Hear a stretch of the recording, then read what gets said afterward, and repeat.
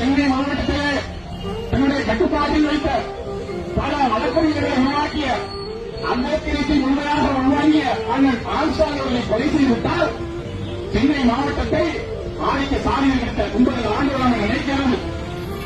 இந்த படுகொலை என்பது வெறுமனே ஒருவரை வெட்டி படுகொலை செய்துவிட்டாங்க என்று நாம் பார்க்கவில்லை. இந்த படுகொலை என்பது ஜனநாயகத்தினுடைய விடுதலை. இந்த படுகொலை என்பது பாசிசத்தினுடைய கோர முகத்தினுடைய படுகொலை. இன்னும் பல பேர் சொல்லலாம், இருக்கக்கூடிய அவர்கள் யோசிக்கலாம்.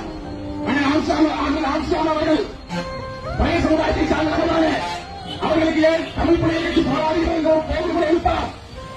தமிழ் புலிகள் கட்சி அண்ணன் ஆம்ஸ்ட்ராங் அவர்களை பழையதாக பார்க்கவில்லை. ஒரு அம்பேத்கர் வழியாக, பெரியார் வழியாக, காலை மார்க்சிய வழியாக பார்க்கிறது. இவர்களே பழையனுக்காக தலைவர் ஆம்ஸ்ட்ராங்கை சுருக்கிவிட முடியுமா? பழைய மக்களுக்காக உழைத்த தலைவர் ஆம்ஸ்ட்ராங்கை சுருக்கிவிட முடியும்.